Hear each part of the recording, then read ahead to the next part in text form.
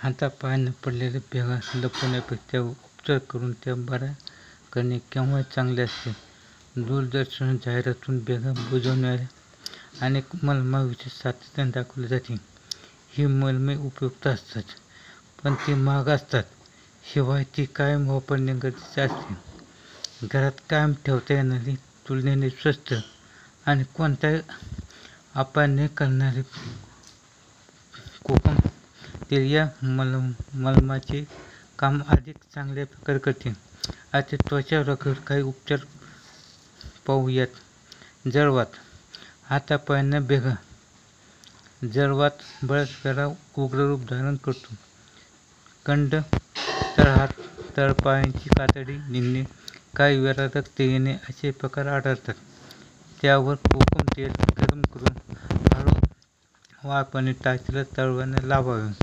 हातापायांच्या भेगात हे कोलम तेल भरावे, त्यामुळे जळवात बरा होतो. तसेच नायटा हा एक प्रकारचा त्वचा रोग आहे. नायटा झालेल्या जागेवर कडुलिंबाचे तेल आणि करंजी तेल चोळून लावल्याने नायटा बरा होण्यास मदत होते.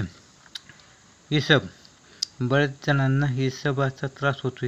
इसब हा खरे तर न बरा होणारा रोग आहे, मात्र तो योग्य उपचाराने आटोक्यात ठेवता येतो. यासाठी एरंड तेल 4 भाग आणि 1 भाग करंजी तेल एकत्र करून इसब असलेल्या जागेला लावावे. हे लावल्यानंतर साबण अजिबात वापरू नका. खरूज. या त्वचा विकारावर कडुलिंब तेल किंवा करंजी तेल चोळून लावावे. गळू.